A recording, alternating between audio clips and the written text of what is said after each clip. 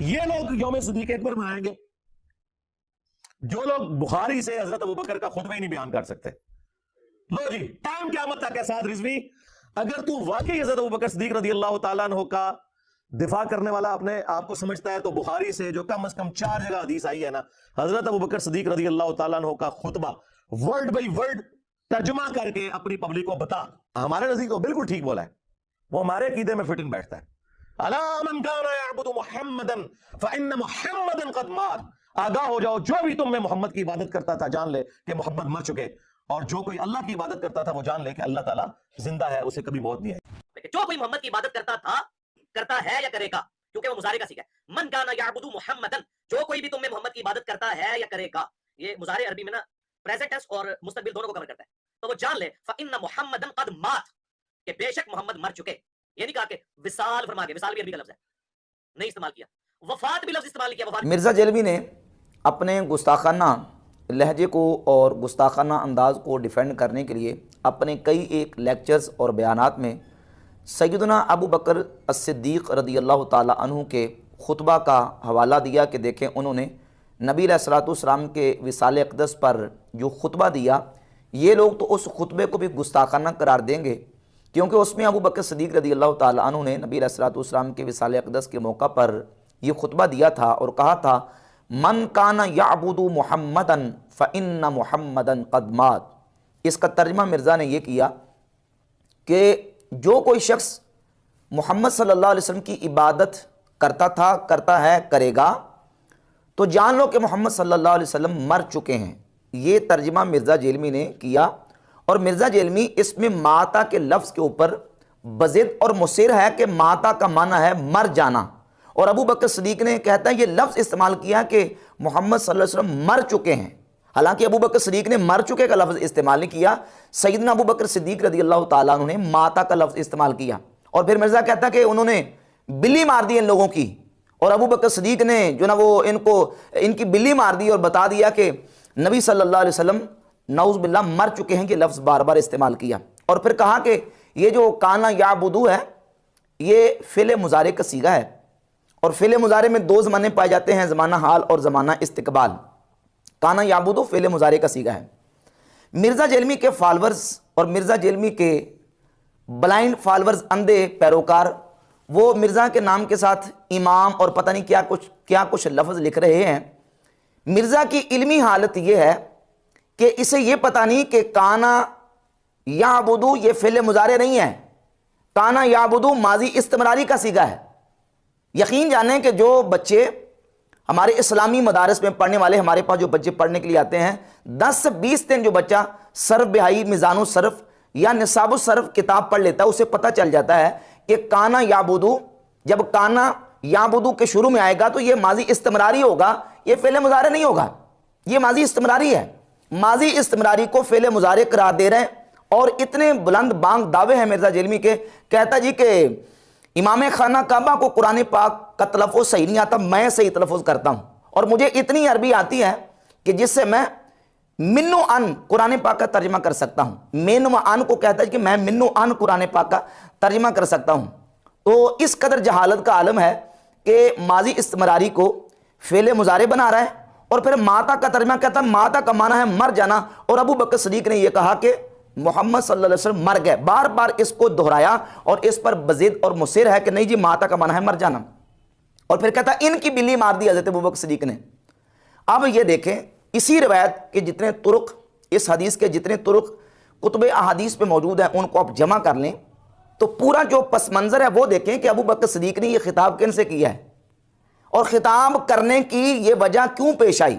سیدنا ابو بکر صدیق رضی اللہ تعالیٰ عنہ نے نبی کریم علیہ الصلوۃ والسلام کے وصال اقدس پر یہ خطاب اس وقت کیا جب بعض صحابہ اکرام رضی اللہ تعالیٰ عنہم نبی پاک صلی اللہ علیہ وآلہ وسلم کے وصال اقدس کے غم کی شدت میں اس قدر، یعنی شدت غم سے اس قدر وہ ان کے دل دماغ پہ اوپر اثر ہوا تھا کہ ان میں سے حضرت عمر فاروق رضی اللہ تعالیٰ عنہ نے قسم کھا کے کہا، صحیح بخاری میں 3667 نمبر حدیث ہے، 3667، کہا واللہ ما مات رسول اللہ صلی اللہ علیہ وسلم، اللہ کی قسم رسول اللہ صلی اللہ علیہ وسلم کا وصال نہیں ہوا. اور یہ کہا کہ ما مات رسول اللہ صلی اللہ علیہ وسلم ولا یموت، نہ تو رسول اللہ صلی اللہ علیہ وسلم کا وصال ہوا ہے اور نہ اس وقت تک ہو سکتا ہے جب تک نبی علیہ الصلوۃ والسلام منافقین کے ہاتھ پاؤں نہ کاٹ ڈالیں۔ یہ حضرت عمر رضی اللہ تعالیٰ عنہ نے اس موقع پر انکار کیا، اور دیگر کچھ اور صحابہ جنہوں نے اس بات کا انکار کیا اور کہا کہ نبی علیہ الصلوۃ والسلام کا وصال نہیں ہوا۔ تو حضرت ابو بکر صدیق رضی اللہ تعالیٰ عنہ نے حضرت عمر کو بلایا، لیکن حضرت عمر رضی اللہ تعالیٰ عنہ پر اس قدر غم کا عالم طاری تھا، اس قدر وہ مغموم تھے کہ انہوں نے بات نہیں سنی۔ حضرت صدیق اکبر نے پھر بلایا، حضرت عمر نے پھر بات نہیں سنی۔ تو اس موقع پر سیدنا ابو بکر صدیق رضی اللہ تعالیٰ عنہ نے فرمایا ایھا الحالف علی رسلک، اے قسم اٹھانے والے ٹھہر جا ذرا۔ فلما تکلم ابو بکر، جب حضرت ابو بکر صدیق رضی اللہ تعالیٰ عنہ نے تکلم کیا، بات کی، گفتگو کی، اور آپ نے کلمہ شہادت پڑھا، صحابہ اکرام کو اپنے نزدیک جمع کیا۔ یہ صحیح بخاری میں 1242، 3670، 3669، 3668، اور ابن ماجہ میں 1627، اور دیگر کتب حدیث میں یہ کئی اس کے طرق جو ہے نا وہ مسانید اور سنن میں موجود ہیں کہ اس موقع پر تمام صحابہ اکرام جمع ہوئے تو ابو بکر صدیق رضی اللہ تعالیٰ عنہ نے خطبہ دیا اور کہا من کان یعبد محمدا فإن محمدا قد مات، کہ جو محمد صلی اللہ علیہ وسلم کی عبادت کرتا تھا، کانا یعبدو، جو کرتا تھا، تو محمد صلی اللہ علیہ وآلہ وسلم کا وصال ہو گیا، حضور کی وفات ہو گئی۔ اب یہ جملہ حضرت صدیق اکبر رضی اللہ تعالیٰ عنہ نے ارشاد فرمایا خطبے میں اس موقع پر صحابہ اکرام رضی اللہ تعالیٰ عنہ کی ڈھارس بندھوانے کے لیے اور انہیں بتانے کے لیے کہ ہم نے نبی کریم علیہ الصلوۃ والسلام کی زندگی، ظاہری دنیاوی زندگی میں ہی اللہ کی عبادت نہیں کرنی، بلکہ ہم تو پہلے بھی اللہ کی عبادت کرتے تھے اور اب بھی اللہ کی عبادت کرتے رہیں گے۔ نبی کریم علیہ الصلوۃ والسلام کی ظاہری حیات طیبہ تک مسلمانوں نے اللہ کی عبادت نہیں کرنی، بلکہ نبی کریم علیہ الصلوۃ والسلام نے جو اللہ نے ان پر احکامات نازل کیے تھے حضور نے اپنی امت تک پہنچا دیے، اور وعدہ الہیہ نبی علیہ الصلوۃ والسلام پر آ چکا۔ اب حضور علیہ الصلوۃ والسلام کا وصال ہو چکا ہے، لہذا تم جو ہے وہ حوصلہ رکھو، صبر کرو۔ اور اس موقع پر صدیق اکبر رضی اللہ تعالیٰ عنہ نے یہ خطبہ ارشاد فرمایا۔ مرزا کہتا ہے ان کی بلی مار دی۔ اب یہ کہ پورا جو پس منظر ہے اس کو دیکھیں، صحابہ کرام کو جواب دے رہے ہیں صدیق اکبر، نعوذ باللہ تعالیٰ۔ اس کا مطلب تو یہ بنا کہ حضرت صدیق اکبر نے نعوذ باللہ باقی صحابہ کی بلی مار دی، کیونکہ انکار تو صحابہ کر رہے تھے۔ واللہ ما مات رسول اللہ صلی اللہ علیہ وسلم کا جملہ صحیح بخاری میں 3667 نمبر حدیث میں تو حضرت عمر نے کہا ہے کہ اللہ کی قسم رسول اللہ صلی اللہ علیہ وسلم کا وصال نہیں ہوا۔ تو اس موقع پر صدیق اکبر رضی اللہ تعالیٰ عنہ نے یہ جملہ ارشاد فرمایا۔ اب یہاں یہ سمجھیں کہ مرزا اس بات پر مصر کہتا کہ نہیں، انہوں نے کہا ہے مر گئے، انہوں نے مر گئے کہا، انہوں نے وفات نہیں کہا، انہوں نے وصال نہیں کہا۔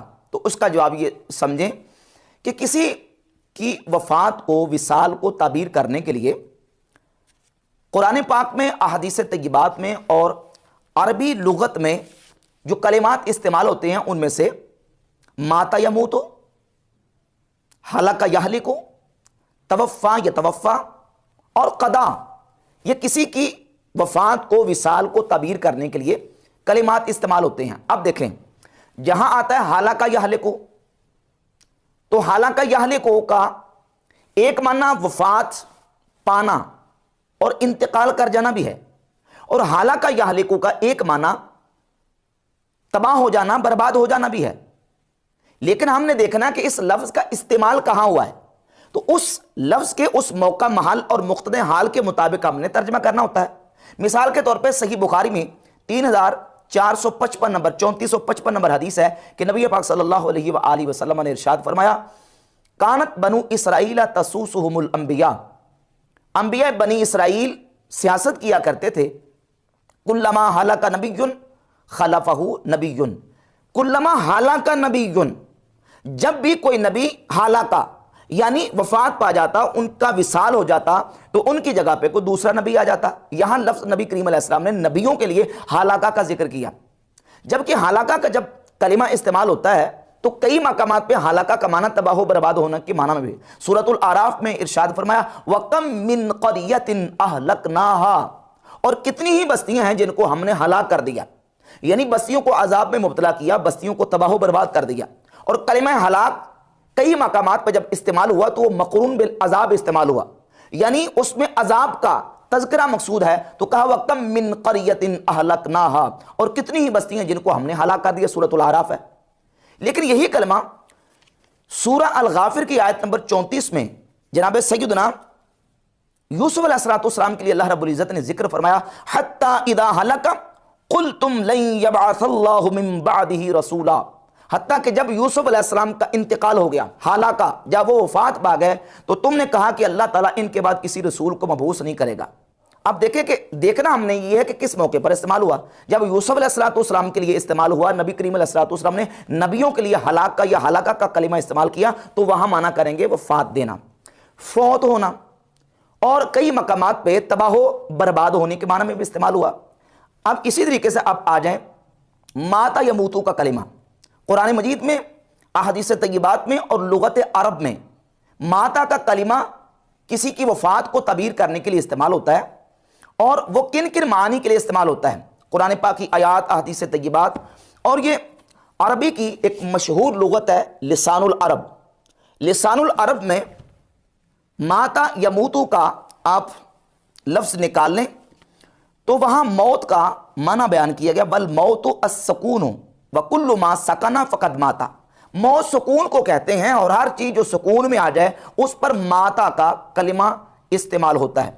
صحیح بخاری میں 6312 نمبر حدیث ہے کہ نبی پاک صلی اللہ علیہ وآلہ وسلم نے جو سو کے اٹھنے کی دعا تعلیم فرمائی، اس میں ہے کہ الحمدللہ الذی احیانا بعد ما اماتنا والیہ النشور۔ اس ذات کے لیے خوبیاں ہیں جس نے ہمیں سونے کے بعد دوبارہ اٹھایا۔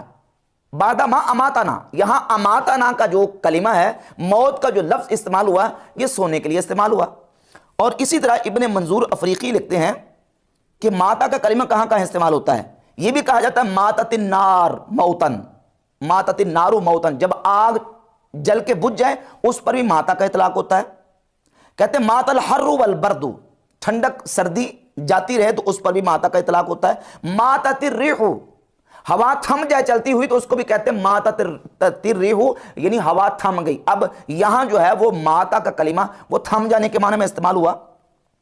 پھر وہ لکھتے ہیں کہ والموت یقع علی انواع بحسب انواع الحیات، کہتے ہیں جس طرح زندگی کی مختلف انواع ہیں، اسی طرح موت کی مختلف انواع اور قسمیں ہیں۔